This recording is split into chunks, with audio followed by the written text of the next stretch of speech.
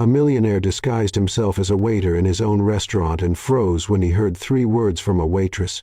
What he found out next left him stunned. "You look tired." Just 3 simple words, but they were said so naturally that Andrew Hoffman froze for a moment, his coffee cup halfway to his lips. The waitress who said it was staring at him, her brown eyes bright, curious, almost teasing.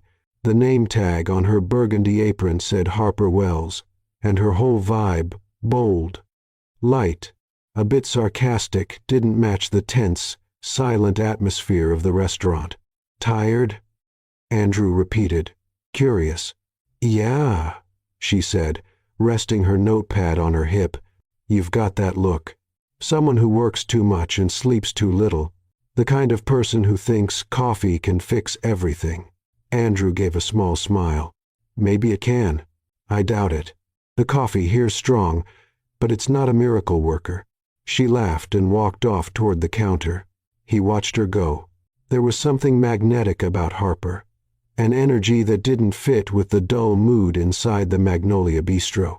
While everyone else moved around quietly, as if afraid to make a mistake, she walked with ease and just a touch of rebellion. Andrew glanced around the dining room. Old wooden tables, charming decor that looked a bit neglected. The place had potential, but something was off. He, the new owner, had come in pretending to be a regular customer, hoping to figure out what wasn't working. And after just a few minutes, the answer started to show. Harper came back with a steaming cup and placed it in front of him. "Careful," she said with a playful smile. "It's strong enough to wake up the owner of this place." Andrew held back a laugh. "I hope so." She walked away, but not for long. A middle-aged man with a large belly and a smug expression appeared from the kitchen. Rick, the manager. His voice cut through the room like a blade. "Harper," he barked. "I told you to clean the back tables 20 minutes ago. Or did you forget how to do your job?" Harper took a deep breath and turned slowly. "I'm cleaning them, Rick. I just stopped to serve a customer. That's what waiters do. Remember?"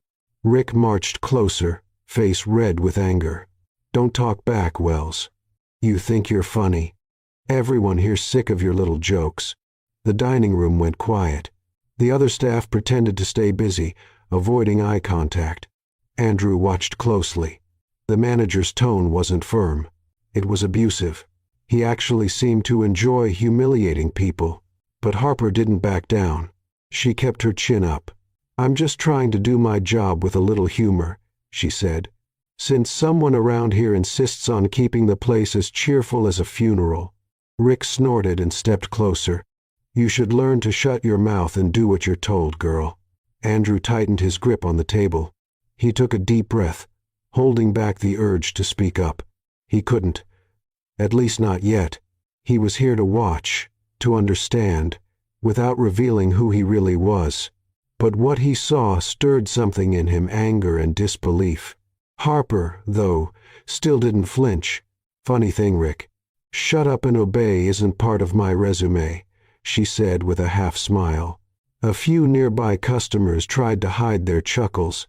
Rick turned red with embarrassment.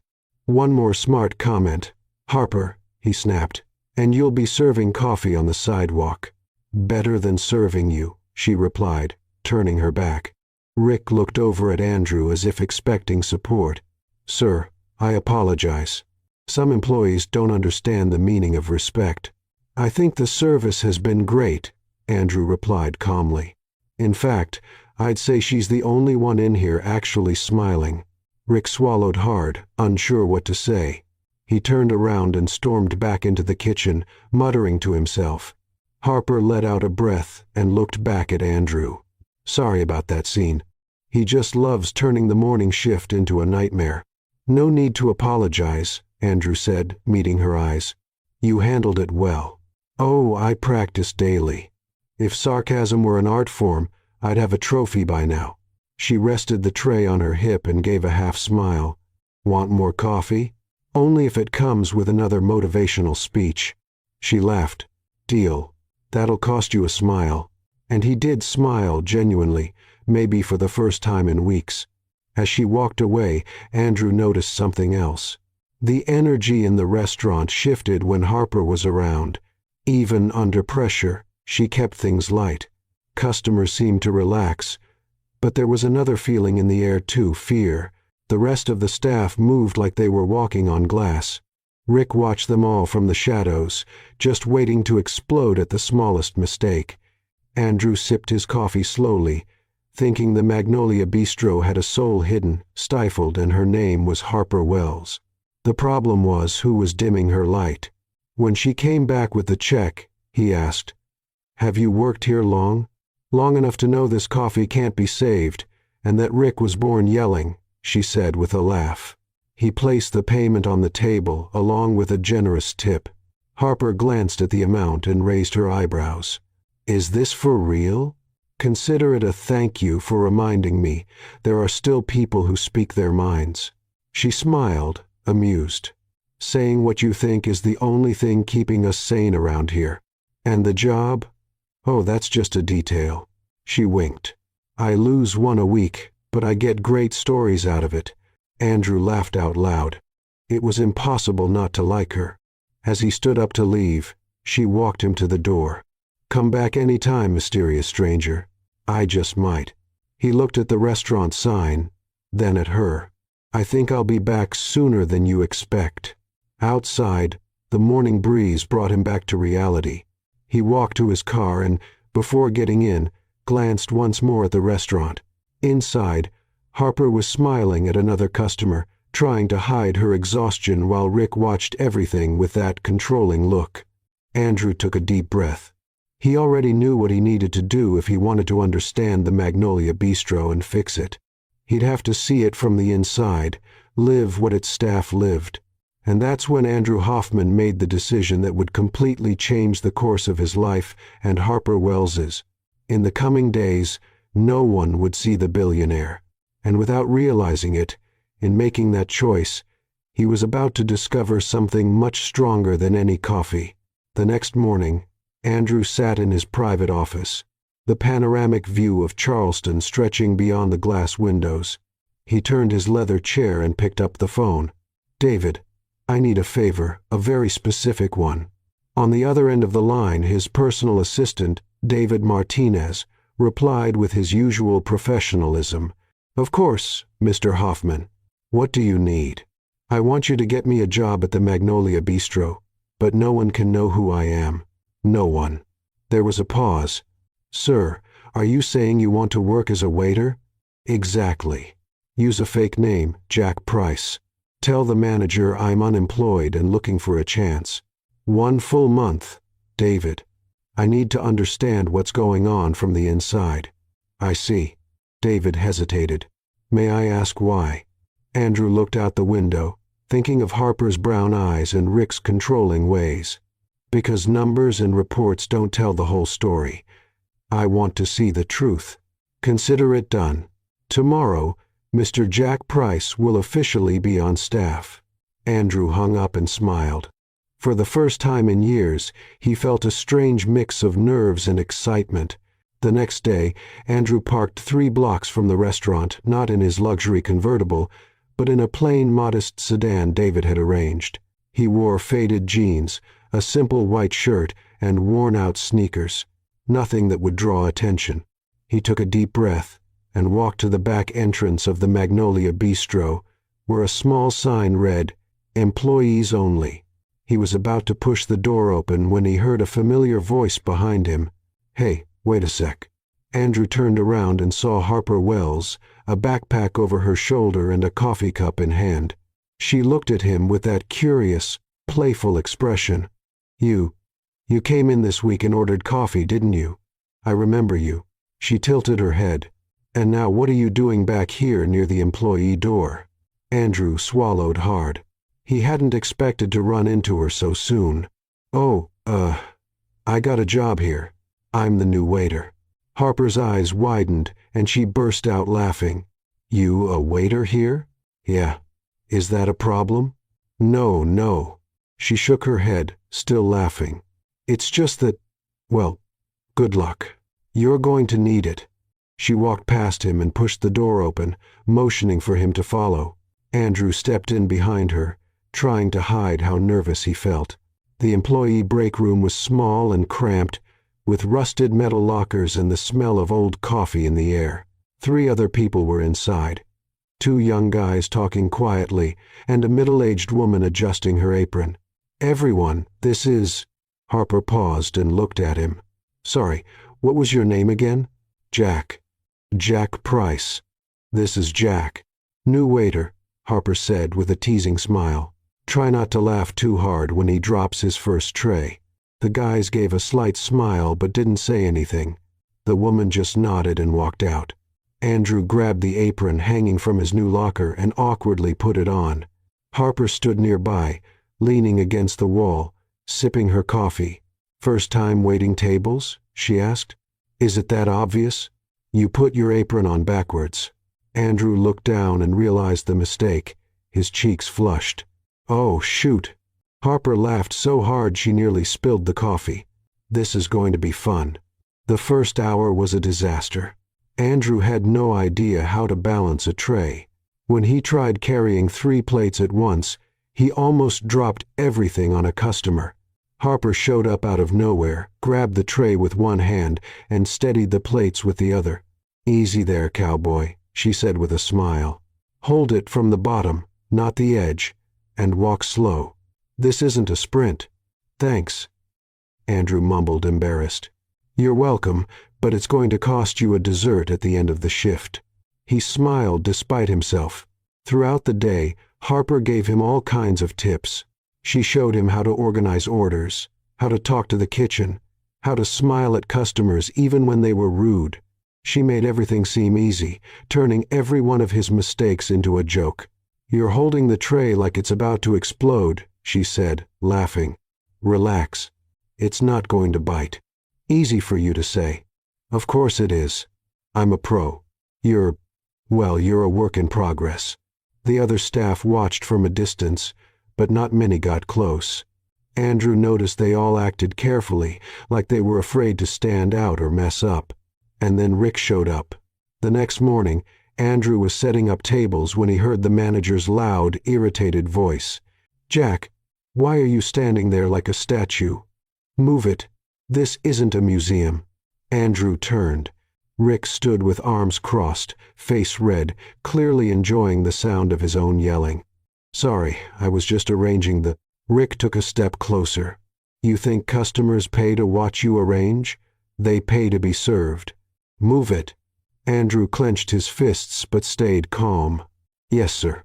Rick grunted and walked off, but came back several times that shift to pick apart every little thing.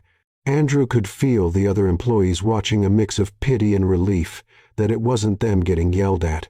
Harper, however, didn't stay quiet. When Rick yelled at Andrew for the 3rd time that morning, she stepped in beside him, holding a tray. "Rick, take it easy. He's new. Everyone makes mistakes at first." Rick turned to her, face full of anger. "Oh, right. The defender of the weak. You think you run this place, Harper?" "No, I just think you could try not turning the whole place into a battlefield. Watch your mouth, girl, or you'll end up like the newbie out on the street." Harper shrugged. "Better out on the street than stuck here listening to you yell all day." Rick turned bright red but didn't say anything. He just stormed off. Andrew looked at Harper, surprised. "You didn't have to do that." "Of course I did," she said with a smile. "Someone's got to keep this place at least a little human." He felt something stir in his chest, gratitude, maybe, or admiration. Between the mess-ups and the laughter, the day flew by. Every time Andrew got something wrong, Harper was there, either to help or to laugh. "You're the most elegant waiter I've ever seen," she teased after he dropped a spoon and bent down in an overly formal way to pick it up. "Elegant?" "Yeah. Like a butler in distress." Andrew laughed. "I'll take that as a compliment. It wasn't meant to be." The next day, Andrew was carrying a tray to the kitchen when he heard shouting. Rick was at the back of the hallway, pointing a finger at one of the cooks, a young woman who was clearly pregnant. "You're too slow," he yelled. If you can't keep up, go home and stay there with your belly." Her eyes filled with tears, but she said nothing. Andrew stopped in his tracks, feeling anger rise up. He gripped the tray tightly, taking a deep breath to stay in control. Rick kept going. "This isn't a place for the weak. Either do your job right or get lost." Andrew took a step forward, then stopped. He couldn't step in. Not yet. If he revealed who he really was now, he'd lose the chance to see what was really going on. But silently, he made a promise. "I'm going to change all of this. I swear."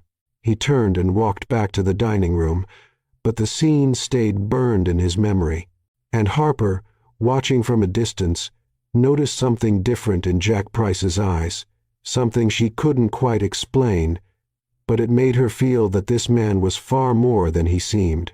Days at the Magnolia Bistro began to take on a rhythm for Andrew. Each shift was a mix of chaos, learning, and quiet observation. He made mental notes of everything.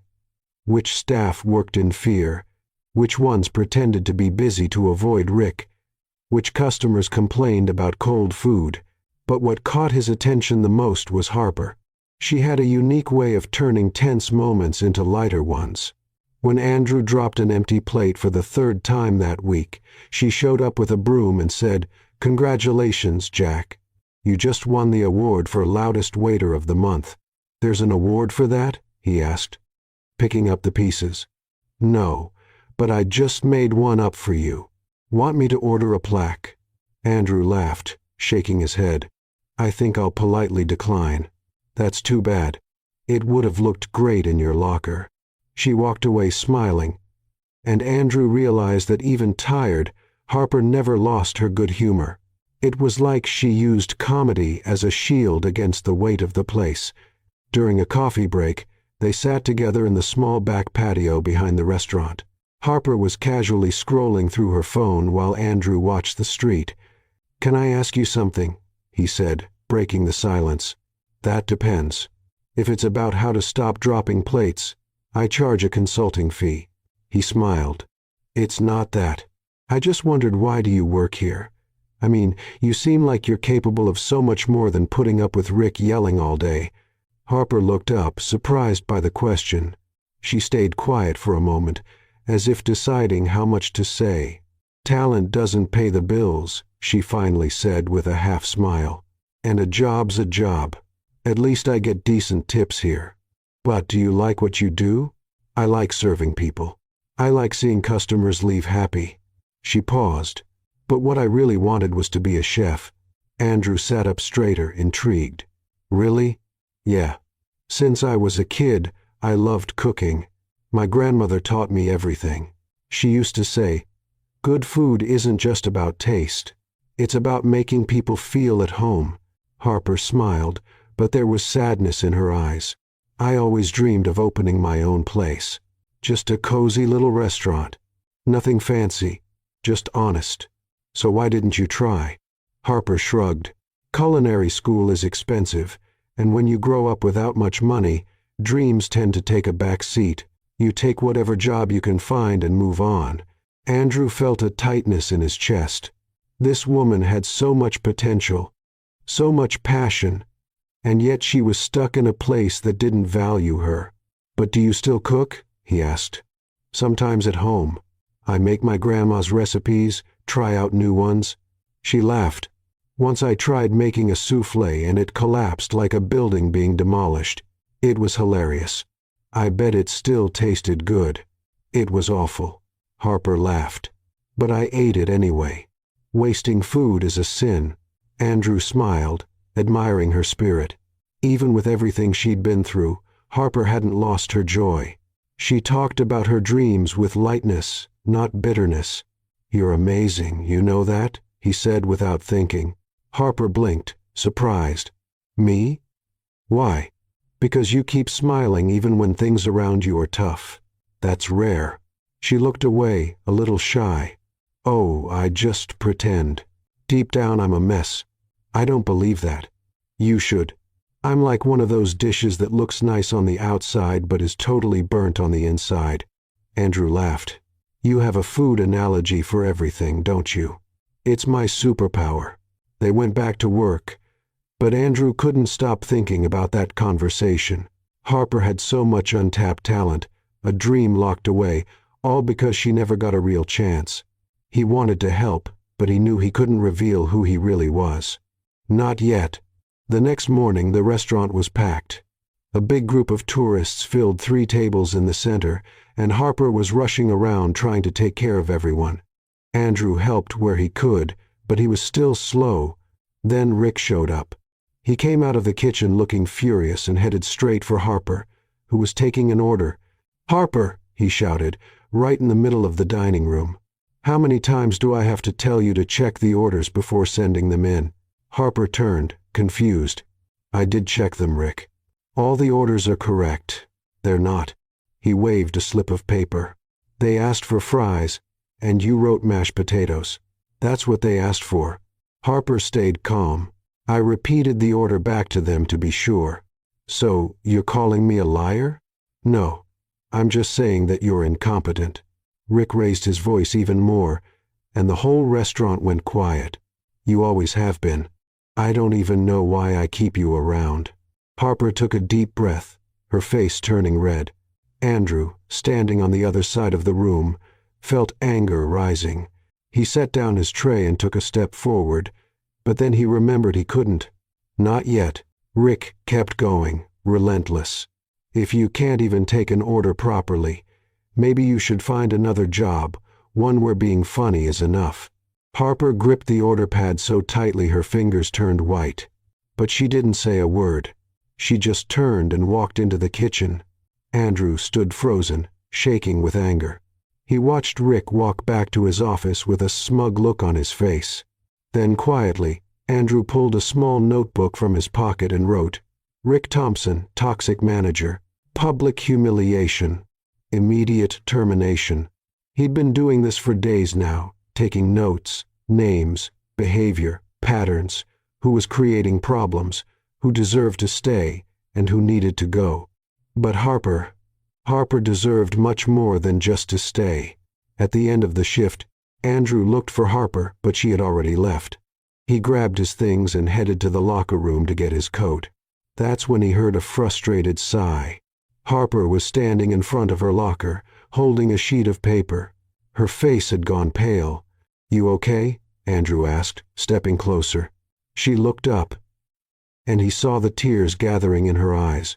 "It's a warning," she said, showing him the paper. "Rick put it in my locker. Says I've been underperforming, and if I make one more mistake, I'm fired." Andrew took the paper and read it. It was cold, formal, and completely unfair. "This is ridiculous. You're the best employee here. Doesn't matter." Harper shook her head and stuffed the paper back into her locker.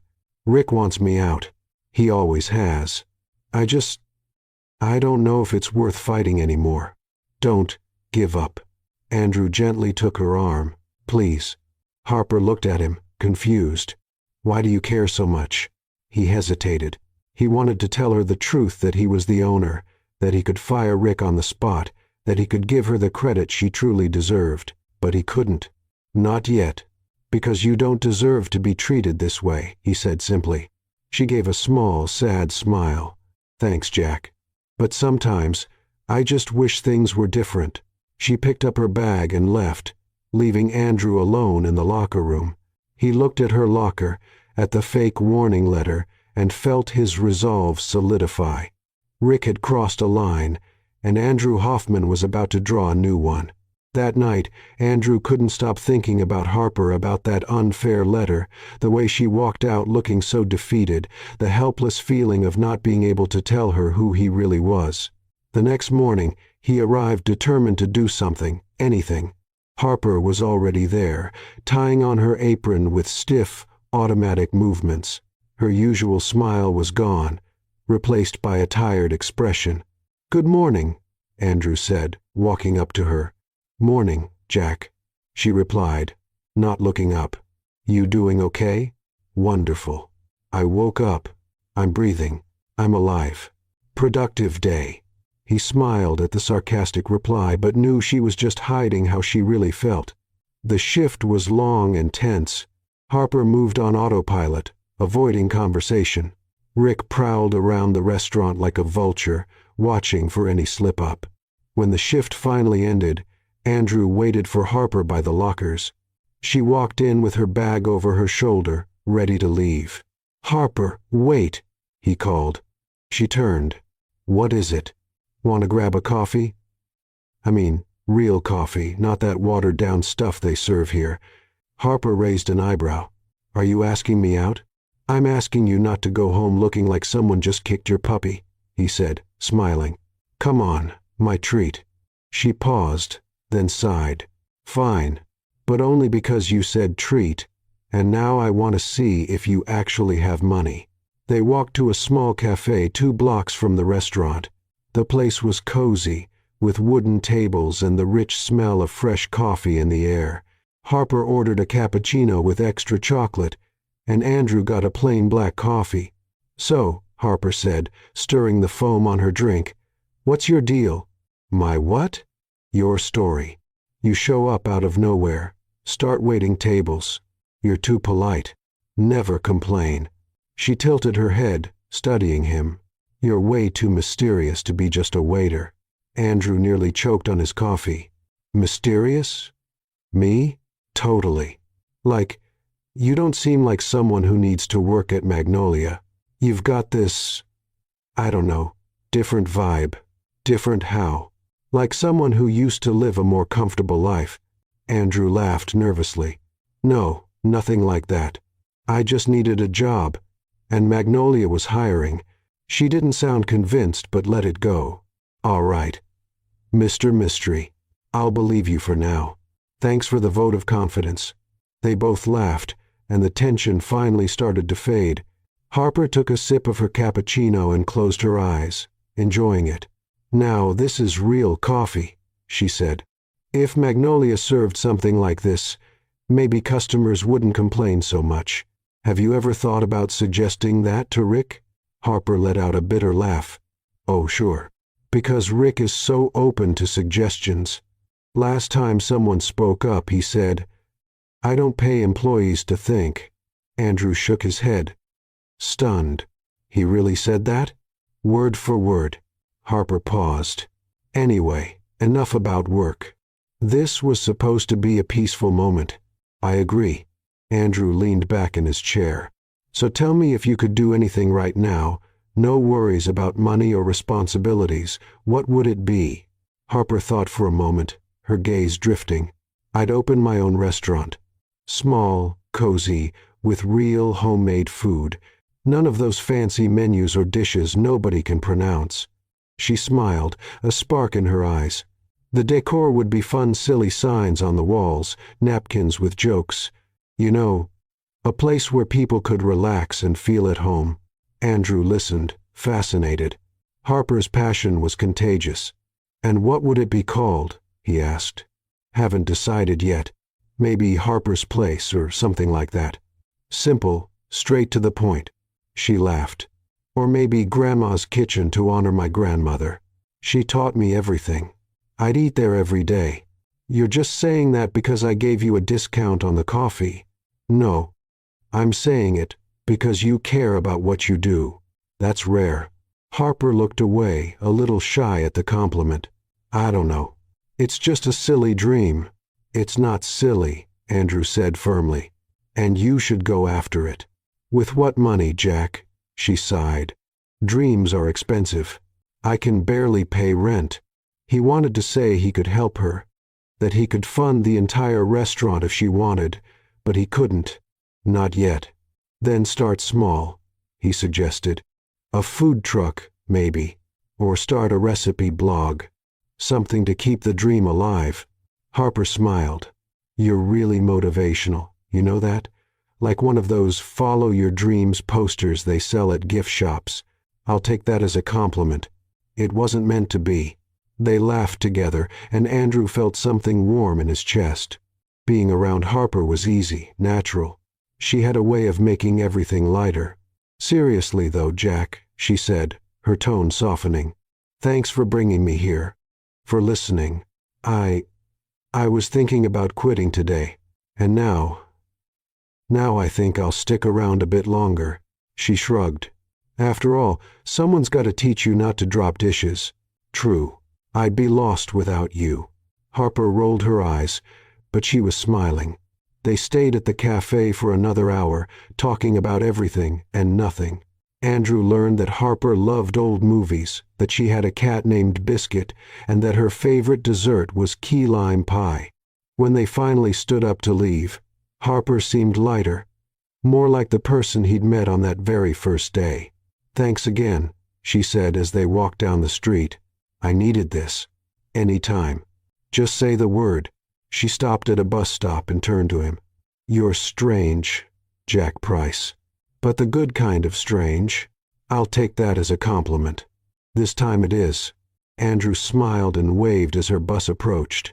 Harper stepped on, but just before the doors closed, she called out, "Hey, Jack." "What?" "Don't give up on me too, okay?" He felt a tightness in his chest. "Never." The bus drove off, and Andrew stood there watching until it disappeared around the corner. The next day, Harper arrived at the restaurant with a different energy. She seemed more determined, less weighed down. Andrew noticed it right away. "Good morning," he said. "You seem different." "I slept well," she answered, smiling. "And I made some big decisions." "What kind of decisions?" Before she could answer, her phone rang. Harper glanced at the screen, and the smile vanished. "Excuse me," she said, stepping away. Andrew watched her answer the call. Her face shifted, quickly, worry, fear, sadness. When she hung up, Harper was pale. "Everything okay?" Andrew asked, approaching her. "It's my mom," she said, voice trembling. She had a health issue. She needs urgent treatment." "Is she all right?" "She is, but—" Harper rubbed her face. "The treatment is expensive. Really expensive, and I don't have enough money." Andrew took a step closer. "Let me help." "No, Jack." She shook her head. "You've already done enough. This is something I have to handle. But I'll figure it out." Harper took a deep breath, the determination back in her eyes. "I always do." She put her phone away and went back to work, but Andrew could see it, the tension in every move she made. At the end of the shift, Harper disappeared quickly. Andrew only found out later through another employee that she had signed up for a cooking contest with a cash prize, and more importantly, that she didn't want anyone to know. The next day, Andrew arrived early at the Magnolia Bistro. The restaurant was still closed, but he had an extra key David had managed to get to help keep his cover. He wanted to check on a few things in the kitchen before the day started. That's when he heard a noise coming from the back. Curious, he walked quietly toward the kitchen and found Harper there wearing a big apron, ingredients spread across the counter. She was so focused she didn't even notice him. "Starting early today?" Andrew asked. Harper jumped, nearly knocking over a bowl. "Wow, you scared me." "Sorry," he smiled, walking closer. "What are you doing?" Harper hesitated, biting her lip. "Just practicing a few recipes for the contest." Her eyes went wide. "How do you know about the contest?" "I overheard some of the staff talking yesterday." Andrew lied. "Didn't realize it was a secret. It's just—" Harper sighed. "I don't want Rick to find out. If he knows, he'll find a way to sabotage me." "Makes sense." Andrew looked at the ingredients. "Can I help you?" Harper laughed. "Jack, you can barely carry a tray.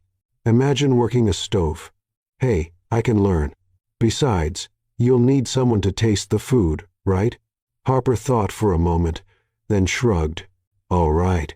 But if you burn my pan, you're buying me a new one." "Deal." Harper started explaining the recipe, a classic Southern stew with chicken, vegetables, and special spices. Andrew paid attention, but once he started helping, chaos followed. "Jack," she said, "2 cups of broth, not 2 spoonfuls." "Oh, really?"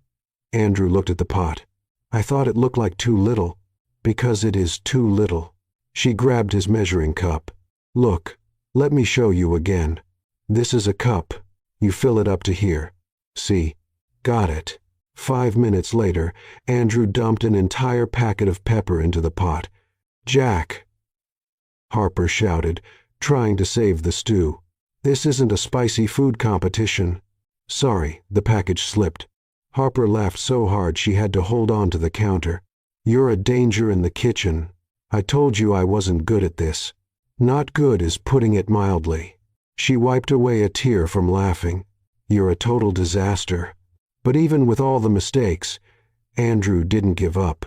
He kept helping, following Harper's instructions, and little by little started to get the hang of it, or at least tried. When the first dish was finally ready after 3 attempts, Harper tasted it carefully. Well? Andrew asked, anxious. It's not bad, she said, surprised. Actually, it's pretty good. Considering you almost destroyed my kitchen, that's a miracle. See? I told you I could help. You helped create chaos. That doesn't count. They laughed together, and Andrew realized how easy it was to be around her. Even in the simplest moments, Harper had a way of making everything feel special. In the days that followed, the routine repeated. Harper arrived early to practice, and Andrew showed up to help, which usually meant causing a mess and making her laugh. One morning, he dropped an entire pot of sauce on the floor. Jack! Harper yelled, still laughing. How do you manage to be so clumsy? It's a natural talent, he said, grabbing a rag to clean up. A talent I've never seen before, she said, kneeling down to help. Honestly, you're like a hurricane in human form. Thank you. That wasn't a compliment, but her smile said otherwise. Another day. Andrew mixed up sugar with salt and nearly ruined a dessert. Taste this, Harper said, handing him a spoon. He tried it and made a face. This is interesting. Interesting? Harper tried it too and immediately spat it out. This is awful. What did you put in it? Sugar? That's salt, Jack. Oh. He looked at the container. They looked the same. Harper shook her head but was laughing. You're impossible. But admit it. You're having fun. I am, she said, smiling. You're like my favorite disaster. Andrew felt something warm in his chest at those words.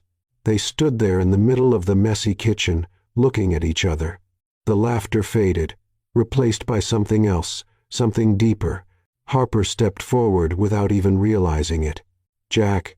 He didn't think. He just leaned in and kissed her. It was a soft kiss, almost hesitant, as if he were asking permission, and Harper answered, wrapping her arms around his neck and pulling him closer. The world around them disappeared. There was no kitchen anymore, no recipes, nothing but the two of them. When they finally pulled apart, they were both out of breath. That was, Harper began. Unexpected, Andrew finished. I was going to say nice, but unexpected works too. She smiled, her cheeks flushed. Andrew chuckled, touching his forehead to hers. I've wanted to do that for days. Really? And you didn't because? Because I was too busy dropping things. Harper burst out laughing, resting her head on his shoulder. You're ridiculous. But you like me. Unfortunately, yes. They stood like that for a moment, wrapped in each other's arms in the middle of the kitchen, until Harper's timer went off, reminding them the restaurant would open soon. We need to clean this up before someone walks in, she said, glancing around at the mess. Right. We don't want Rick to see this. Together, they started tidying up, working in sync. There was a new lightness between them, a connection that hadn't been there before. Andrew knew he was heading into dangerous territory. With every day that passed, keeping the truth hidden got harder. But when he looked at Harper, when he saw her smile, it all felt worth it. The next morning, Andrew was setting the tables when Rick's voice echoed from the kitchen. Harper, in my office now. Andrew stopped what he was doing and quietly stepped closer, worried. Through the cracked door, he could hear the conversation. So, it's true? Rick's voice was filled with anger. You're entering some cooking competition? Yes, Harper answered, her voice steady. But it doesn't interfere with my job here. Doesn't interfere? Rick let out a bitter laugh. You've been using my restaurant's ingredients to practice. That's theft, Wells. I haven't stolen anything. I bought the ingredients with my own money. Liar. I saw the inventory. We're missing meat, spices, everything you're using for your little contest. Andrew clenched his fists. That wasn't true. He'd seen Harper buy her own ingredients at the store. That's not true, Rick, Harper said, staying calm. And you know it. What I know, Rick stepped closer to her, is that you're stealing from me. And if you don't drop out of that contest, I'll report you. I can make sure you lose your job and never work in another restaurant in Charleston again. A tense silence followed. You can't do that, Harper said, though there was fear in her voice. Oh, I can, and I will, unless you quit right now. Andrew felt rage boiling inside. He stepped forward, ready to walk into the office and reveal everything. But he stopped. If he stepped in now, he'd lose the chance to collect proof against Rick, and Harper would find out he'd been lying all along.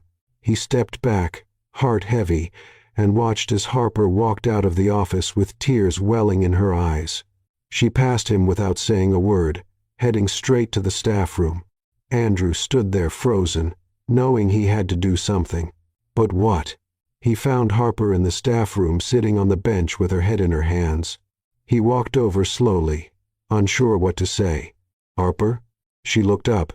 Her eyes were red, but she wasn't crying. She looked more angry than sad. You heard? She asked. I did. Andrew sat next to her. And it's all lies. Everything he said. I know that. And you know that, Harper sighed. But Rick doesn't care about the truth. He just wants me out of here. Let me help, Andrew said gently, touching her arm. I can talk to him, or I don't know. We could gather proof that you bought everything yourself. Harper shook her head. It won't help, Jack. Rick always finds a way to twist things to his advantage. That's how he works. Then let's go over his head. Let's talk to the owner. Harper let out a bitter laugh. Nobody knows who the owner is. He never shows up. He's like a ghost, a rich ghost, who buys restaurants and lets them fall apart. Andrew felt the weight of her words. That's exactly how Harper saw him, as an absent ghost. And she wasn't wrong. There has to be something I can do, he insisted. Harper turned to face him. You know what I really need, Jack? I don't need someone trying to be a hero and fix everything. I need honesty. I need people to be who they say they are, and I need someone on my side without a hidden agenda. Her words hit Andrew like a punch to the gut. Honesty, the one thing he wasn't giving her.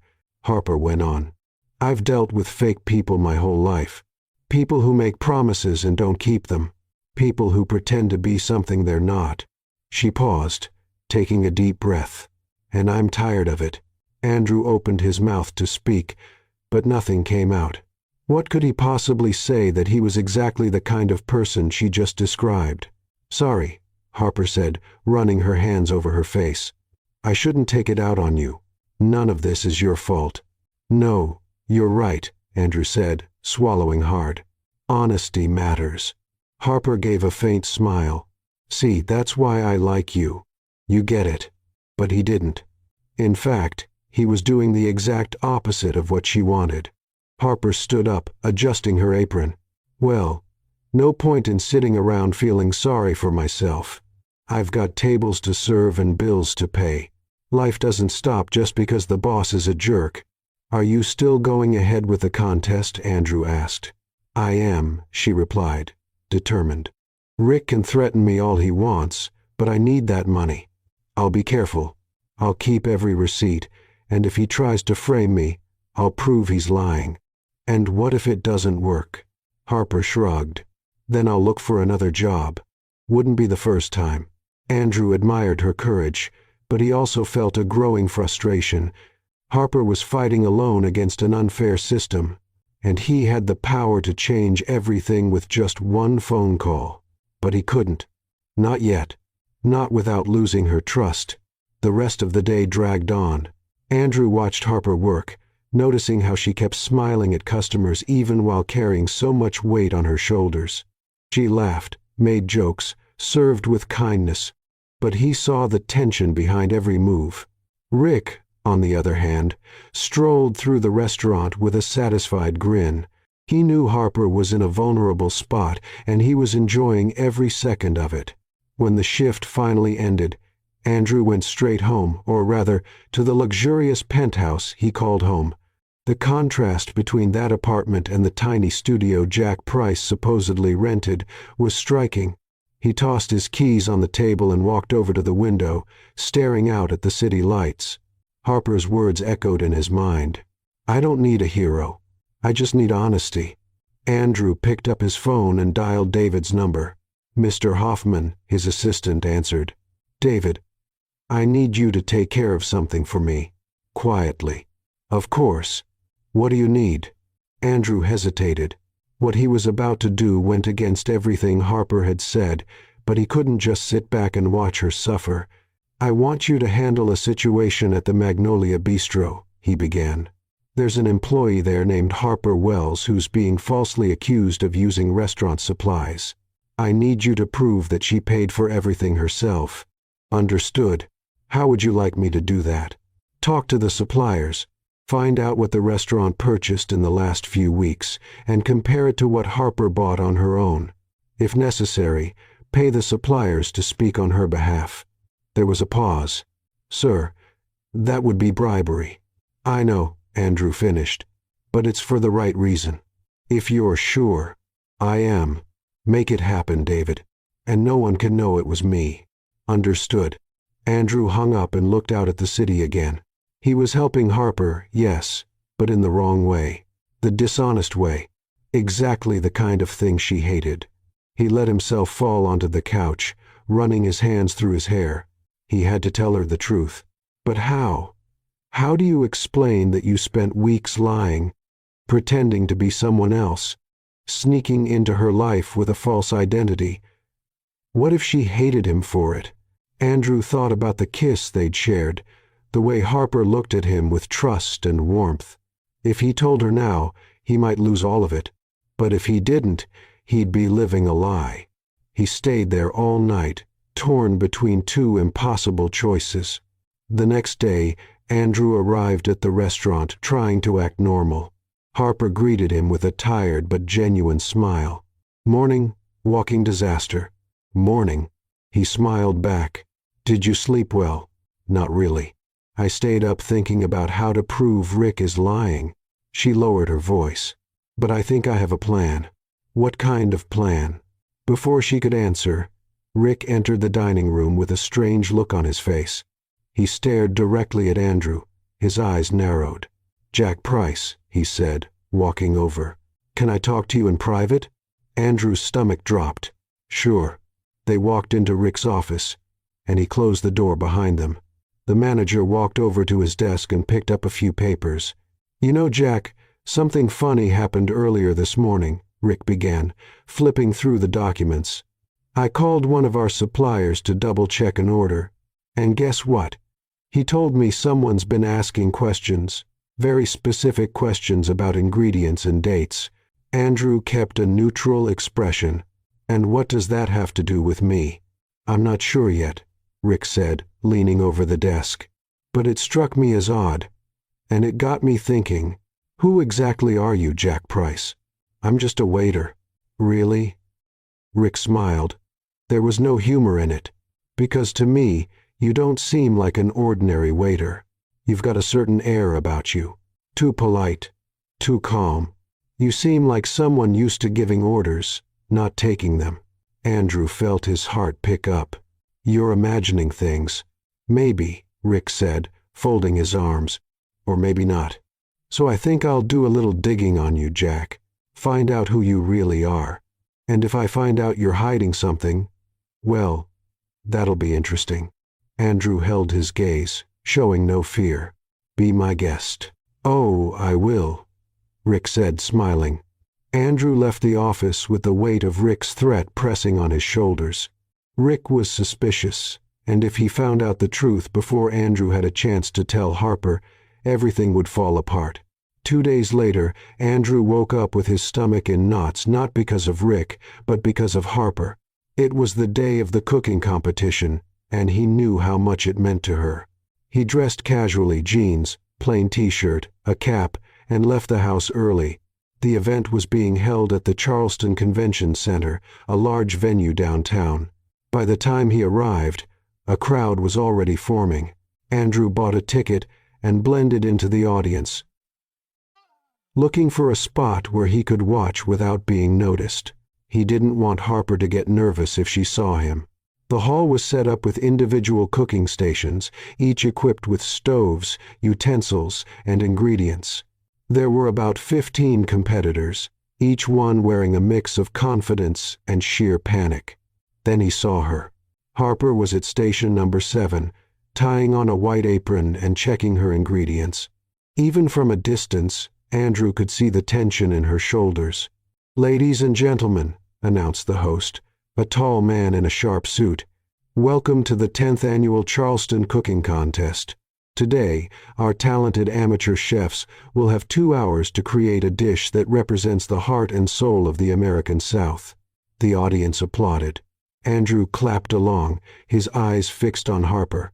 "And begin!" The room erupted into action. Pots clanged, knives chopped, spices flew. Andrew watched, captivated. As Harper moved with focus and speed, she looked completely in her element, like she was born to do this. Beside him, a woman whispered to her husband, "Look at the one at Station 7. She looks confident." "Very confident," the husband replied. "I bet she wins." Andrew smiled. They didn't even know the half of it. As time went on, some competitors started to fall apart. One man spilled an entire pot of sauce. A woman burned her chicken. Another forgot to turn on the oven. But Harper stayed in control. She worked with a mix of focus and joy. Every now and then, she cracked a joke with the person next to her, or danced a little while, stirring something on the stove. It was impossible not to smile watching her. With 30 minutes left, the judges began making their rounds. There were 3 of them: a well-known chef, a food critic, and a culinary school instructor. When they reached Harper's station, she greeted them with a bright smile. "How's it going here?" asked the chef. "Great," Harper replied, seasoning something in the pan. "I'm making a special stew. I call it Southern Magnolia." "Magnolia," the critic repeated with interest. "Is there a story behind that?" "Yes, it's a tribute to the place where I work, the Magnolia Bistro," Harper explained.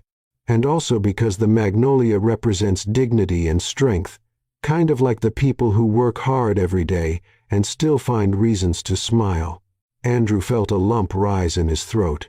She was talking about herself. The judges looked impressed and moved on. When the timer finally went off, all the contestants stepped back from their stations. Harper wiped her hands on her apron and looked down at her dish with pride. "Time for judging," the host announced. One by one, the judges tasted each dish, taking notes and making comments. Some received praise, others harsh critiques. When they reached Harper's station, Andrew held his breath. The chef took a spoonful, tasted it, and closed her eyes. "Wow, this is exceptional," said the critic. "The seasoning is perfectly balanced." The culinary instructor nodded. "And there's something more here. It's not just technique. This dish has soul." Harper blushed, smiling. "Thank you. My grandma used to say, 'Food without love is just fuel.' So I made sure there's plenty of love in that bowl." The judges laughed, clearly charmed not just by the food but by her personality too. When they finished tasting all the dishes, the judges gathered to deliberate. The tension in the room was thick. Andrew tapped his fingers nervously on his knee. Finally, the host returned to the stage holding a golden envelope. "Ladies and gentlemen, here are the results." The crowd went silent. In 3rd place, he opened the envelope. James Mitchell with his classic fried chicken. Applause. James walked up to the stage to receive his trophy and a check. In 2nd place, the host paused dramatically. Harper Wells with her Southern Magnolia. Andrew jumped from his seat, clapping and cheering. A few people turned to look at him, curious, but he didn't care. Harper walked up to the stage, her eyes shining. She accepted the trophy, a silver spoon engraved with her name and the check. When the host asked her to say a few words, Harper stepped up to the microphone. "Well, I wasn't expecting to win anything, so this is already amazing," she began, making the audience laugh. "I want to thank my grandma who taught me that cooking is about making people happy. And I also want to thank someone special who helped me not give up when I wanted to." She looked out at the audience, searching. "Jack, if you're out there, thank you." Andrew felt his eyes sting. "And lastly," Harper went on, "I want to say this. It doesn't matter where you are in life right now. If you have a dream, go after it, even if it's just little by little, because every step counts." The audience burst into applause. Harper stepped off the stage, holding her trophy like it was the most precious thing in the world. Andrew moved through the crowd, trying to get to her. When he finally found her, Harper was packing up her things. "Harper." She turned and saw him. Her face lit up. "Jack, you came?" "Of course I did." He pulled her into a tight hug. "You were incredible. More than incredible." Harper laughed, hugging him back. "I can't believe I won. Second place." "Me? You should have taken first." "Oh. Stop."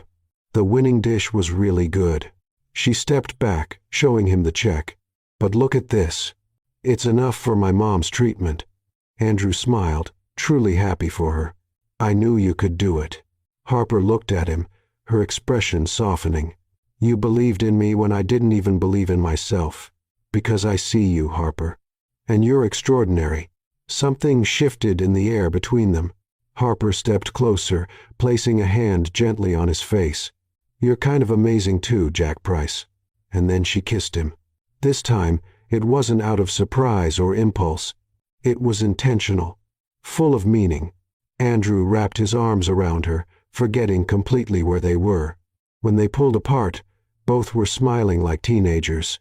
"So," Andrew began, suddenly nervous, "I wanted to ask you something."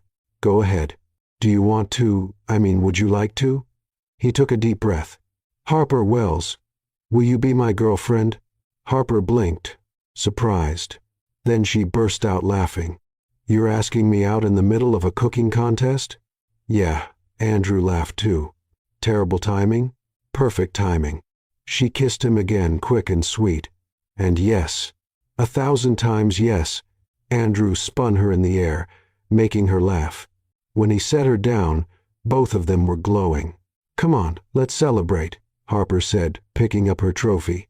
"I need ice cream or pizza or both." "Both sounds perfect." They started walking toward the exit, fingers intertwined, when a voice called out behind them, "Excuse me. Excuse me." Andrew turned and saw a man in a suit rushing over, a camera hanging from his neck. A journalist. Andrew's heart sank. "Sorry to bother you," the man said, out of breath.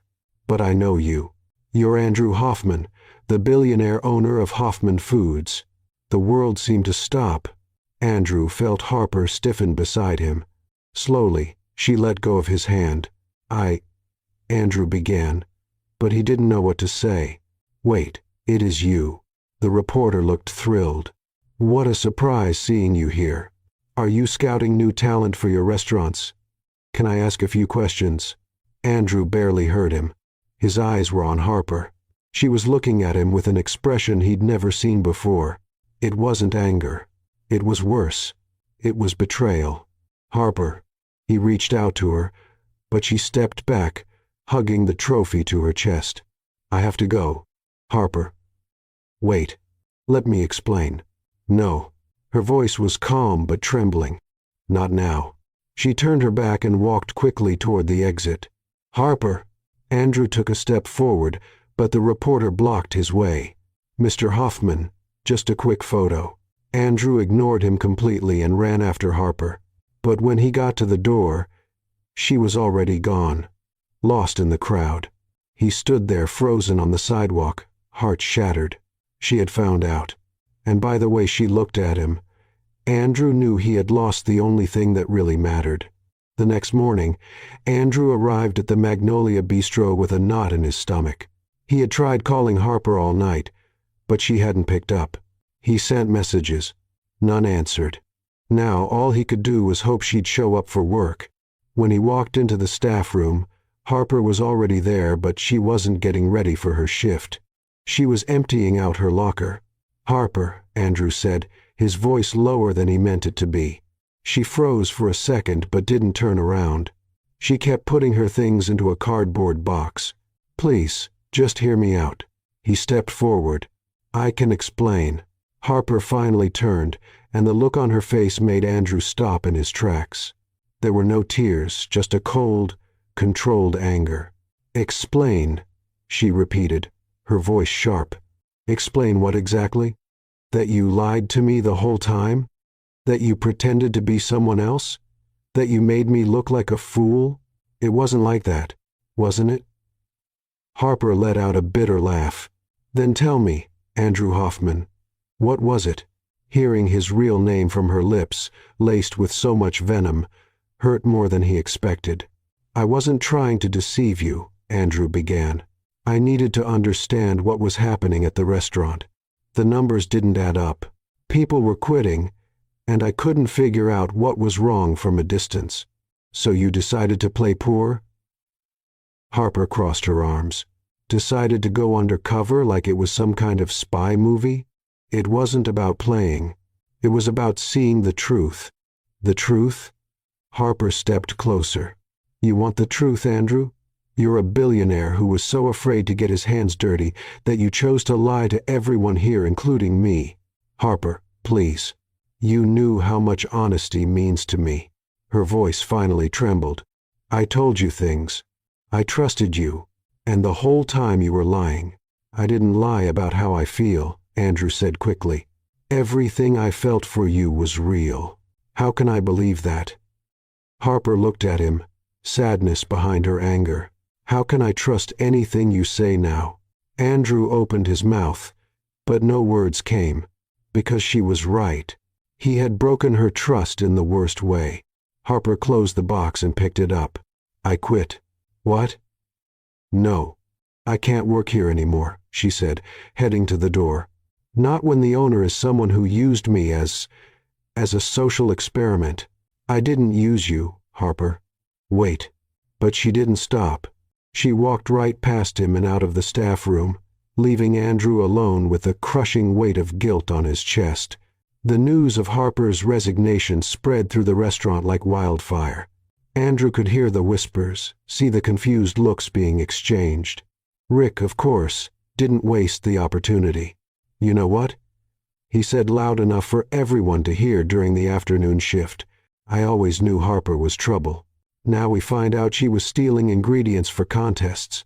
That's why she quit before we could fire her." Andrew, standing on the other side of the dining area, dropped the tray in his hands and walked straight toward Rick. "That's not true, and you know it." Rick smirked. "Oh, really? And how would you know that, Jack? Or should I say, Mr. Hoffman?" The room fell completely silent. Andrew felt all eyes turn to him. Rick continued, clearly enjoying himself. "That's right, everyone. Our clumsy little waiter friend here is actually the owner of this place.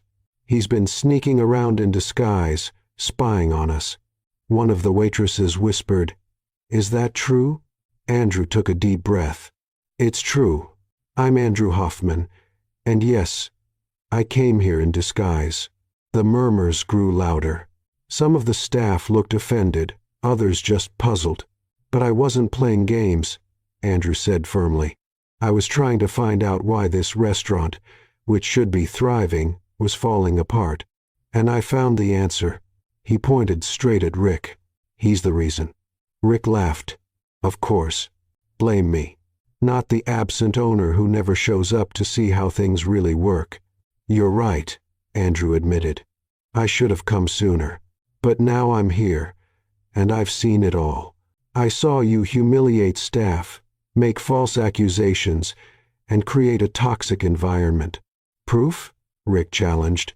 You got any proof? I do. Andrew pulled a small notebook from his pocket. 3 weeks of notes, dates, times, names of the people you mistreated, witnesses. Rick paled slightly but tried to keep his cool. No one's going to believe you. You're a liar. He's not, said a quiet voice. Everyone turned. It was Elena, the pregnant cook Rick had mistreated weeks ago. I saw everything he said, and I can confirm it. So did I, said another waitress. Rick's awful to everyone here. Other employees began to chime in, sharing their own stories.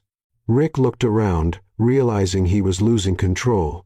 This is ridiculous, he snapped. You can't believe this imposter. The only imposter here is you, Andrew said calmly. You pretended to be a competent manager when you were actually tearing this place apart from the inside. Rick looked around desperately, then did the only thing he knew how to do: attack.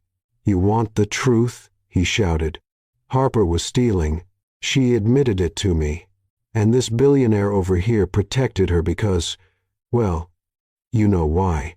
Watch what you say, Andrew warned, his voice dangerously low. She got to him. She seduced the boss to get what she wanted. And when she got caught, she ran. Andrew clenched his fists. He wanted to punch Rick. He wanted to scream, but he knew that would only make things worse. Instead, he took a deep breath. Tomorrow morning, I'm holding a meeting with all staff. I'll present evidence of everything that's happened here, and I'll make public the kind of management you've all had to endure. He looked Rick straight in the eye. And you're fired. Pack your things. You can't fire me. I'm the owner. I can. Andrew turned to the staff. You can all go home early today. Full pay. We'll talk tomorrow about the future of this place. The employees hesitated, then slowly began to leave. Rick stood in the middle of the dining room, red with anger and humiliation. You'll regret this, he spat. I'll tell the whole city what you did. I'll ruin your reputation. Do what you want, Andrew said, exhausted.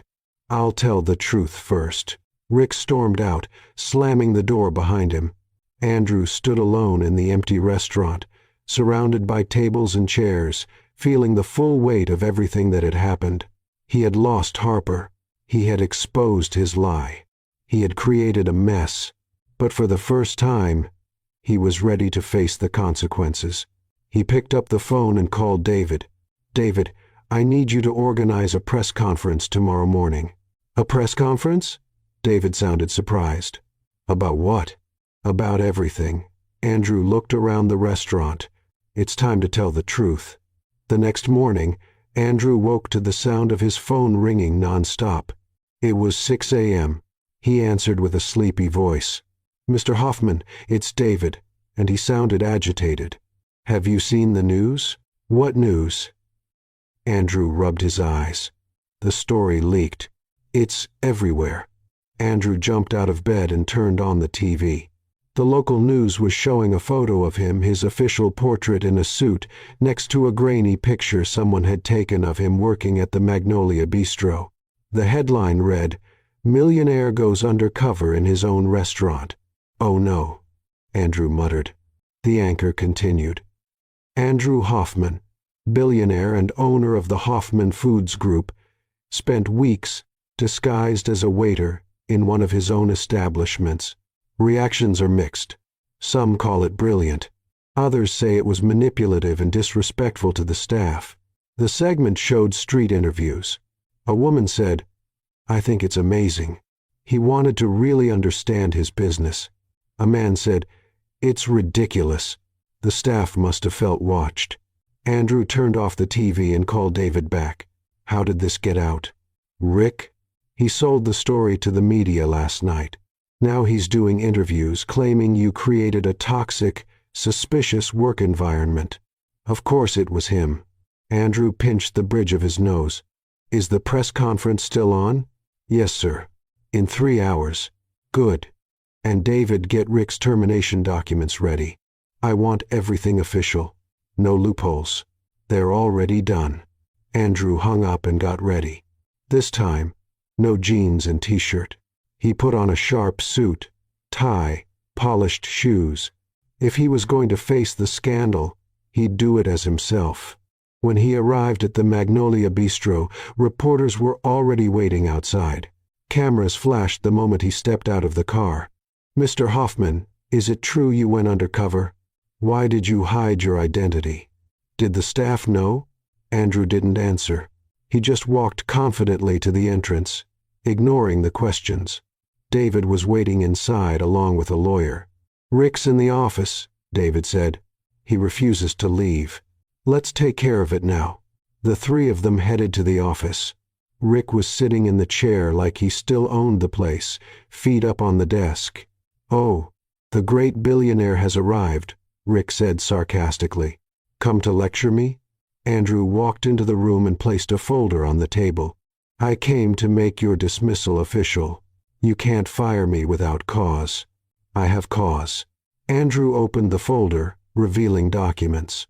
3 weeks' worth of detailed records of your misconduct, employee humiliation, false accusations, creating a hostile work environment, all documented with dates and witnesses. Rick turned pale. You were spying on me. I was observing, and you showed exactly what I suspected." Andrew pushed the papers forward. "Sign here. You're fired. And no, this isn't a joke." Rick looked at the documents, then at the lawyer, then back at Andrew. "You won't get away with this. I'll sue." "Go ahead," said the lawyer calmly. "We have enough evidence to counter-sue for harassment and creating a toxic workplace." Rick realized he was cornered. With hands shaking in anger, he picked up the pen and signed the papers. "Have security escort him out," Andrew told David. 2 security guards walked in and escorted Rick to the door. He kept complaining loudly, but no one paid attention. When the door closed, Andrew let out the breath he'd been holding. "One problem solved. You still have the press conference," David reminded him. "I know. Let's go." The press conference was held in the main dining room of the restaurant. At least 20 journalists were present, along with TV cameras and photographers. Andrew stepped up onto a small makeshift platform and adjusted the microphone. "Good morning. Thank you for coming. I'll make a statement and then take questions." He took a deep breath. "My name is Andrew Hoffman, and yes, I spent the last few weeks working undercover as a waiter in my own restaurant. It wasn't an easy decision, but it was necessary." The cameras clicked rapidly. This restaurant was struggling. The numbers didn't add up. Employees were leaving, and I couldn't figure out why just by looking at reports. So I decided to see for myself, and what I found was toxic management, an abusive manager, and amazing employees being held back. He paused. "Yes, I lied about who I was, and I understand that some employees feel betrayed, but I never intended to spy or punish anyone. I wanted to understand, and now that I do, I plan to fix it." A reporter raised a hand. "What about the accusations that one of your employees was stealing?" "Completely false," Andrew answered firmly. "Those accusations were made up by former manager Rick Thompson as retaliation. The employee in question, Harper Wells, is talented, honest, and was treated unfairly. I'm working to fully clear her name. Is she coming back to work here?" Andrew hesitated. "That's up to her. But the door is open." More questions followed about the company, the other restaurants, and the future of Magnolia. Andrew answered them all honestly. When the press conference finally ended, he was exhausted, but he knew he had done the right thing. The next day, Andrew stood in front of Harper's apartment building. He had the address because David had gotten it from the employee records. Something Andrew knew was a little invasive, but he was desperate. He took a deep breath and rang the buzzer for apartment 3B. There was a long pause. Then Harper's voice came through the intercom. "Who is it?" "It's me, Andrew." Another pause. "What do you want?" "Just 5 minutes, please. If after that you still want me to leave, I will." Another silence. Then the door buzzed open. Andrew walked up the stairs to the 3rd floor. Harper was waiting at the door, arms crossed. She wore jeans and a simple t-shirt, her hair pulled back into a messy ponytail. 5 minutes, she said, not moving from the doorway. Can I come in? No. Andrew sighed. Fair enough. All right. I came to say I'm sorry truly for the way things happened. You already said that. I know, but I want you to understand why I did it. Andrew chose his words carefully. When I bought Magnolia, all I saw were numbers on a spreadsheet. Profit, loss, efficiency. But numbers don't tell stories.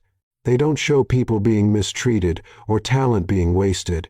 Harper kept looking at him, her expression unreadable. So I decided to see for myself, and I found you. Andrew stepped a little closer. You showed me that behind every number is a real person with dreams, with struggles, with value. And I should have told you the truth. I should have trusted you. But you didn't, Harper said, her voice calm but firm. I didn't trust you. And that was my mistake, Andrew admitted. But everything I felt for you was real, Harper. Every conversation, every laugh, every moment I wasn't pretending. Harper looked away. How can I be sure of that? You can't, Andrew said honestly. You can only decide if you're willing to give me a chance to prove it. There was a long silence. Then Harper sighed. Andrew, I believe you felt something real. I felt it too. But it doesn't change the fact that you lied. And lies break trust. I know. And without trust, there's no way forward. She finally looked at him, eyes filled with tears. I need time. Andrew felt his chest tighten but nodded. Take all the time you need. And it's not just about us, Harper added. It's about me. I need to figure out who I am outside that restaurant, outside of all of this. I understand. Andrew reached into his coat and pulled out an envelope. But before you go, I want to give you this. Harper took the envelope cautiously. She opened it and found a formal letter inside. It's a job offer, Andrew explained. Executive chef at Magnolia Bistro. Competitive salary, full benefits, and complete creative control over the menu. Harper read the letter, eyes wide. Andrew, you don't have to accept it now. You don't ever have to accept it. But I want you to know the offer is real because you deserve it. Not because of me, but because you're incredibly talented. Harper folded the letter slowly. I don't know what to say. You don't have to say anything, Andrew said, stepping back. Just think about it, okay? She nodded, holding the letter close to her chest. And Harper, Andrew said before turning, I'm sorry for everything. I know, she said softly. Andrew walked down the steps, each one heavier than the last. When he reached his car, he looked up and saw Harper still standing in the doorway, watching him. He raised a hand. She didn't wave back. She just quietly closed the door. 2 days later, Andrew heard from David that Harper had left town. She had gone to her mother's city to help with her treatment using the prize money from the competition. She left without looking back, and Andrew stayed in Charleston alone, waiting for a second chance that might never come. The following weeks were the hardest of Andrew's life. He hired a new manager for Magnolia Bistro, someone experienced, fair, respectful. He raised staff wages. He renovated the kitchen, updated the menu. On paper, everything was running smoothly, but the restaurant had lost its soul. Andrew felt it every time he walked in. The staff was polite, efficient, professional, but the energy was gone. The spark that Harper brought was missing. No one laughed loudly in the kitchen anymore. No one joked with customers. Everything was proper but cold. One evening, Andrew sat alone at a corner table, staring at the empty dining room after closing. David walked over with a few reports. Numbers are improving, Mr. Hoffman, he said. Magnolia is finally back in the black. That's good, Andrew replied flatly. David hesitated. You don't sound happy about that. It's just... Andrew sighed. What's the point of success if there's no one to share it with? David didn't reply. He just placed a hand on his boss's shoulder and quietly stepped away. Andrew ran his hands over his face. He had called Harper several times in the early weeks, but she never answered. Sent messages that went unanswered. Eventually, he stopped trying. If she needed space, he'd give it to her, even if it tore him up inside. 2 months passed. Andrew learned to live with the emptiness. He threw himself into work, expanding the business, opening new restaurants. But always, there was a space in his heart that belonged to Harper. Then one Tuesday afternoon, everything changed. Andrew was walking through downtown Charleston, distracted by his phone, when he caught a familiar scent: seasoned chicken, southern spices, something warm and comforting.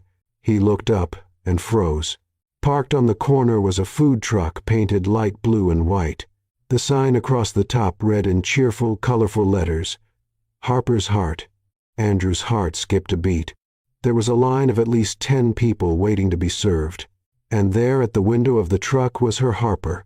She wore a red apron, her hair tied up in a messy bun, smiling as she handed a plate to a customer. Even from a distance, Andrew could tell she looked happy, truly happy. He stepped closer, staying behind a group of people to watch. The menu was written on a chalkboard nearby. Disaster of the day. Restart soup because everyone deserves a second chance. Hope pie sweet enough to make you believe again. Andrew smiled. It was so Harper. Next, Harper called, and a woman stepped up. "I'll have the disaster of the day," the customer said, laughing. "That name is hilarious." "It's based on personal experience," Harper replied with a playful smile. "Once, I tried to make fried chicken and almost burned down a kitchen, but I learned from my mistakes. So now it's perfect. Or close." The customer laughed. "You're funny. First time I've seen someone sell food with self-deprecating humor. It's my marketing strategy, brutal honesty with a dash of humor." Harper packed up the order. "Here you go. If you don't like it, feel free to complain. I love constructive criticism, or destructive. Doesn't matter." The woman took her food, still laughing, and walked away. Andrew watched as Harper served 3 more customers, each interaction full of jokes and warmth. She turned a simple food sale into something memorable. Finally, the line got shorter. Andrew took a deep breath and walked up. When he reached the window, Harper had her back turned, organizing something. "Go ahead with your order," she called without looking. "One disaster of the day, please," Andrew said. Harper froze. Slowly, she turned around. Their eyes met. For a long moment, neither said a word.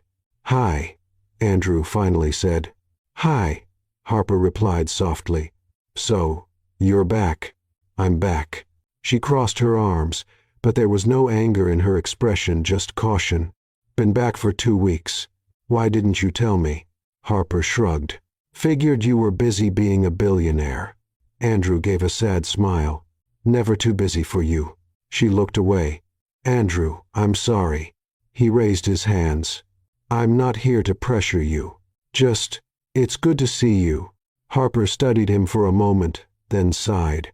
"So, do you want the disaster of the day or not?" "I do." She prepared the meal in silence, packed it, and handed it to him. $10. Andrew paid and took the food. "Can I eat here?" Harper pointed to a small plastic table next to the food truck. "Go ahead." He sat down and opened the box. The chicken was perfectly golden, crispy on the outside, juicy inside. There was mashed potatoes, sautéed collard greens, and a sauce that smelled amazing. Andrew took the first bite and closed his eyes. It was incredible. "Well?" Harper appeared at the window, pretending not to care. "This is outstanding." She smiled, trying to hide her pride. "Thanks. Seriously, it's better than anything we served at Magnolia. Don't exaggerate." "I'm not exaggerating," Andrew said, looking up at her. "You're amazing. And this food truck is amazing. You're doing exactly what you always dreamed of." Harper leaned on the window. "Yeah, it's not a full restaurant yet, but it's a start. It's more than a start. It's a dream coming true." They were quiet for a moment. just looking at each other. "How's your mom?" Andrew asked. "Better. Much better." Harper smiled genuinely. "The treatment worked. She's recovering well. I'm glad to hear that." "Thanks." She paused. "And you? How's Magnolia?" "Running. Making money." Andrew shrugged. "But it's not the same without you." Harper looked away. "Andrew, I know. I know you need time." He finished the meal and stood up. "I just wanted you to know I admire you for having the courage to start over and chase your dream on your own." Harper looked at him, surprised. "You didn't need me. You didn't need my help or my money." Andrew smiled. "You did this yourself. And that's incredible." Before Harper could respond, a middle-aged man walked over. He wore glasses and carried a notebook. "Excuse me," he said. "Are you Harper Wells?" Harper blinked. "Yes." "Who's asking?" "Thomas Green, food critic for Charleston Food Magazine." He extended a hand. "I just tried your food, and I have to say it's exceptional. Mind if I ask you a few questions for an article?" Harper's eyes widened. "An article about me?" "About you and your food truck." Thomas smiled. "It's been a while since I've seen this much passion and authenticity in a kitchen. And those dish names? Brilliant." Harper glanced at Andrew, who was smiling proudly. Then she turned back to Thomas. "Sure. Ask anything you'd like." Andrew took a step back to give them space. "I'll let you talk." "Andrew, wait," Harper called out. He stopped. "Thank you," she said softly, "for showing up, for everything." He smiled. "Always." As he walked back toward his car, Andrew looked over his shoulder one last time. Harper was chatting with the critic. Eyes lit up with excitement. And for the first time in 2 months, Andrew felt something other than emptiness. He felt hope. The following week, the article was published. The headline read, "The Waitress Who Won Over Charleston, How Harper Wells Turned Dreams into Reality." The article was long, detailed, and full of praise. Thomas didn't just talk about the amazing food. He described Harper's captivating personality, her unique sense of humor, and her story of perseverance. The food truck became famous overnight, and Andrew, reading the article in his office, smiled. Harper was shining. Finally, 3 days after the article was published, Andrew sat at his desk looking at the magazine clipping for the 10th time. The photo of Harper smiling next to the food truck was burned into his mind. He needed to see her again, but this time he wanted to do it differently. He picked up the phone and called David. "I need a strange favor." "I'm used to your strange favors, sir," David replied with a hint of humor. "What's the plan this time?" "I need simple clothes, worn-out jeans, a faded t-shirt, an old cap. The more ordinary, the better." There was a pause. "You're going undercover again?" "Yes, but this time it's different." Andrew smiled. "This time it's for the right reason." The next morning, Andrew stood a block away from Harper's food truck. He was wearing ripped jeans, a faded gray t-shirt with an old band logo, and a Braves cap pulled low over his eyes. Dark sunglasses completed the disguise. He took a deep breath and walked toward the truck. As expected, there was a line. The article had tripled Harper's customers. Andrew took his place at the end, waiting patiently. As he waited, he watched Harper work. She moved with confidence and joy, chatting with each customer like they were old friends. Her laughter was contagious, and people walked away not just with food but with smiles on their faces. "Next," Harper called. Andrew stepped forward, keeping his head down. "Good morning," Harper said cheerfully. "First time here?" "Yeah." Andrew lowered his voice slightly, making it sound rougher. "Heard great things." "Oh, must be because of that article." She laughed. "I still can't believe someone wrote about me. Anyway, what'll it be?" Andrew looked at the menu. "The Restart soup." Harper paused, something shifting in her expression. "Really?" He looked up just enough for her to see under the cap. Harper's eyes widened. "Andrew." He took off the sunglasses and smiled sheepishly. "Hi. You're You're in disguise again." She wasn't sure if she should laugh or be annoyed. "Technically, yes," Andrew admitted, "but only because I wanted to see if you'd recognize me. And also because, well, I wanted to order the restart soup. It felt right." Harper crossed her arms, but a small smile tugged at the corners of her mouth. "Are you seriously starting over with another disguise?" "This time, no lies," Andrew said firmly. "I just came because I wanted a fresh start. A real one. No secrets, no games, just honesty." People in the line behind him started whispering, recognizing who he was, but Andrew didn't care. Andrew Harper began. "Wait. Let me say this." He turned to the people in line. "Folks, can you give me a minute? I promise I'll be quick, and lunch is on me today." There were cheers and some laughter. Andrew turned back to Harper. "Harper Wells," he began, loud enough for everyone to hear, "you are the most amazing person I've ever met, and I messed it all up because I was too afraid to be honest. I spent weeks pretending to be someone else because I was scared to face the truth about my own mistakes as a businessman." Harper watched him, her eyes shining. "But you taught me that success means nothing if you don't treat people with respect. That money can't buy character, and that honesty is worth more than any profit." He stepped closer. "I've learned more from you in these 2 months than in all my years running a company." Someone in line shouted, "Go for it, man!" Andrew smiled, but kept his eyes on Harper. "And I know I ruined everything. I know I hurt you. But if you give me a chance, just one more chance, I promise to be the man you deserve. No costumes, no lies. Just me." Harper wiped away a tear running down her cheek. "You're ridiculous. You know that?" "I know. You show up here in another disguise, make a public speech, buy everyone's food. Yeah, kind of dramatic." "Kind of." Harper laughed through her tears. "This is straight out of a romance movie." "So," Andrew paused. "Is that a yes?" Harper looked at him for a long moment. Then she sighed. "Andrew Hoffman, you are the most complicated, confusing, and frustratingly sweet man I've ever met. Is that a compliment?" "I'm still deciding." She leaned out through the food truck window. "But yes, I forgive you." Andrew's heart jumped. "Really?" "Really. But with one condition." "Anything." Harper pointed at him. "If you want to be in my life, you show up wearing an apron, not a suit. I want the Andrew who drops pans and messes up measurements, not the billionaire stuck in offices." Andrew smiled, his expression softening. "Deal. Can I have an apron now?" Harper laughed.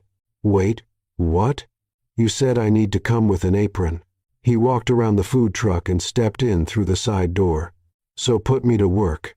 "Andrew, I've got a huge line." "Perfect. I'll help."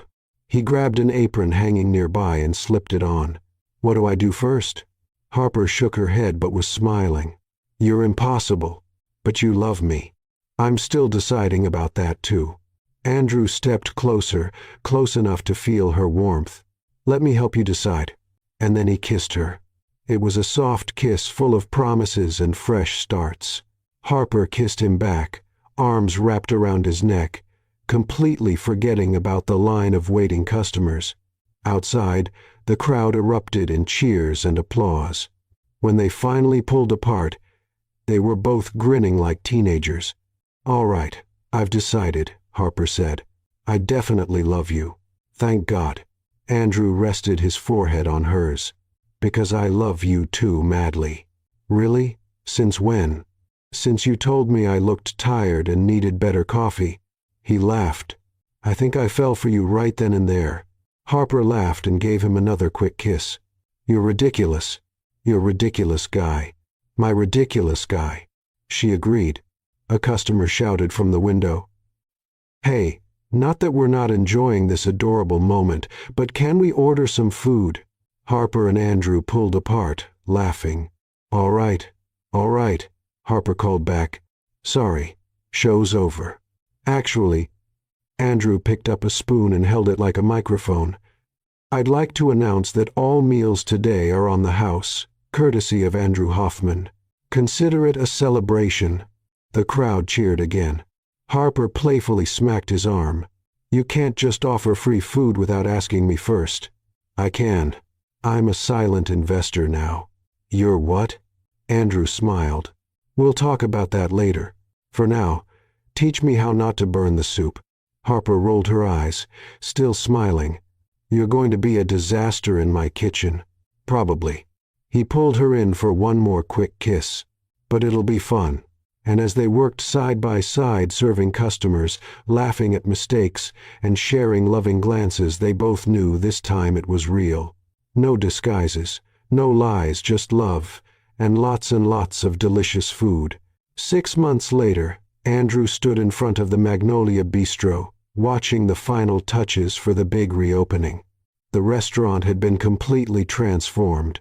The once dull and serious walls were now painted warm shades of cream and soft green.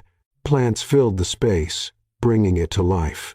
But the most eye-catching part, the funny signs hung all over the walls. One read, "Warning, temperamental chef, but the food's worth it." Another, "Didn't like it. Blame the sous chef. Loved it? Thank the chef."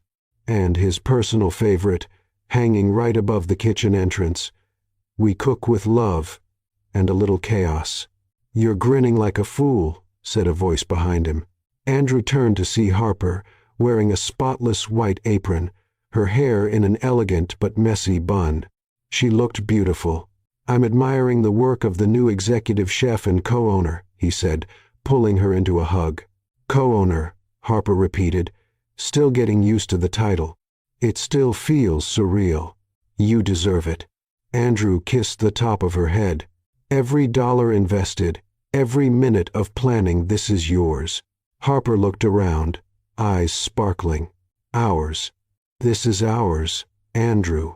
He smiled. Over the past months, they had worked side by side rebuilding Magnolia.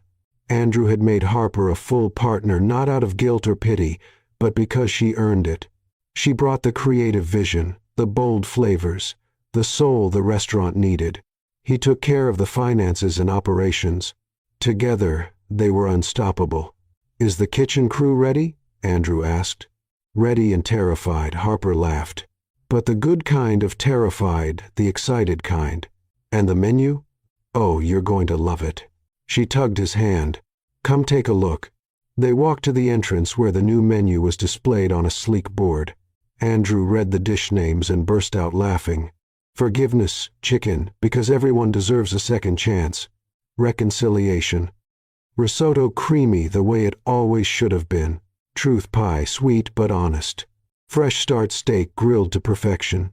Finally, Harper grinned. "This is brilliant." "I know," she said with a playful smile. "And before you ask, yes, I added the story of each dish to the menu. Customers will know that the forgiveness chicken is a tribute to our mistakes, and the reconciliation risotto stands for when we made things right again." Andrew wrapped his arms around her. "You turned our story into culinary art." "Exactly." Harper rested her head on his chest. "And if people are going to talk about us anyway, they might as well eat well while they do." They laughed together, content in the embrace. "Mr. Hoffman, Miss Wells," David called, rushing over with a clipboard. "The first guests will be arriving in an hour. Everything has to be perfect." "It is perfect, David," Harper assured him. "Relax. You'll give yourself an ulcer." "A small ulcer is acceptable if the night's a success," he replied seriously. Andrew and Harper exchanged amused looks. An hour later, the Magnolia Bistro was full. There were journalists, food critics, local business owners, and loyal customers who had followed the restaurant's journey. Even a few former employees from Rick's time were invited, now happily working elsewhere. Linda, the former waitress, came over and gave Harper a big hug. "Look at you, executive chef." "Look at us," Harper corrected her. "You're managing that amazing Italian place." "Thanks to you for recommending me," Linda smiled. "You've changed a lot around here, Harper." "We changed it." Harper looked toward Andrew, who was speaking with a group of investors. The night was a complete success. Every dish came out perfectly. Customers laughed at the clever signs.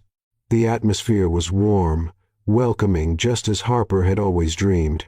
Thomas Green, the critic who had written the piece about the food truck, tasted the reconciliation risotto and closed his eyes in delight. "Harper, this is heavenly." "Thank you, Thomas." She smiled. "This time I didn't burn anything. This time." He laughed. "I need to hear that story." "Oh, ask Andrew. He has a whole book of my kitchen disasters." Andrew stepped beside her, "And I'd keep every single one." As the evening went on, Andrew grew more and more nervous.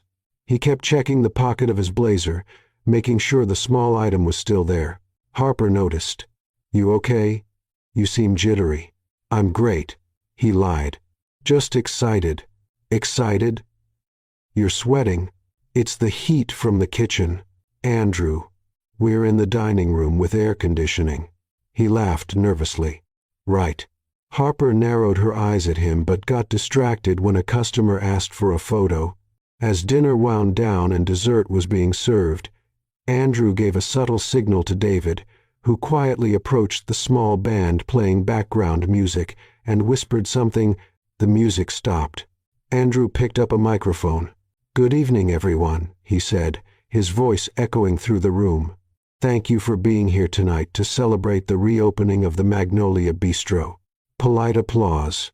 Harper looked at him, puzzled. They hadn't planned any speeches. "Tonight is special for many reasons," Andrew continued, "but mostly because it marks a fresh start, a second chance. And I've learned that second chances are something to cherish." He walked to the center of the room where Harper stood near a table. "A year ago, I walked into this restaurant in disguise, trying to figure out what was wrong. And I found more than just answers." He looked directly at Harper. "I found you." Harper's eyes widened. "Andrew, what are you doing?" "Something I should have done months ago." He dropped to one knee. The room went silent. Phones came up, capturing the moment. Harper covered her mouth with her hands. "You're not." Andrew pulled a small blue velvet box from his pocket and opened it, revealing a delicate ring with a single diamond. "Harper Wells, you taught me what truly matters. You showed me that success without heart is meaningless, that honesty is worth more than any fortune, and that real love embraces flaws and celebrates new beginnings." Tears were already streaming down Harper's cheeks.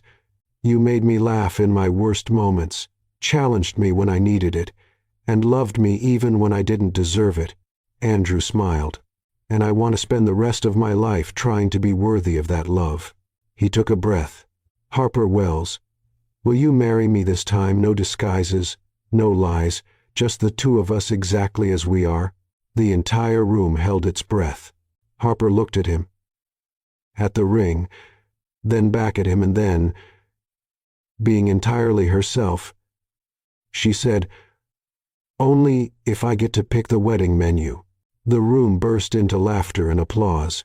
Andrew laughed too, and finally the tears started to fall. "Deal. You get to choose everything, menu, decorations, music, all of it. And you promise never to dress up as a waiter again?" "I promise." "Unless you ask me to." "And you promise not to burn my risotto?" "I promise to try." He smiled. "So, is that a yes?" Harper got down on one knee in front of him, holding his face in her hands. "It's a big, giant yes, the size of your ego when we first met." "Hey!" Andrew protested, but he was laughing. "It's true," Harper kissed him gently, "but I love you just the same, even your ego."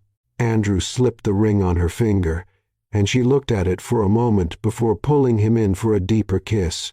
The room burst into applause, cheers, and celebration. When they pulled apart, they were both crying and smiling at the same time. "I love you," Andrew whispered.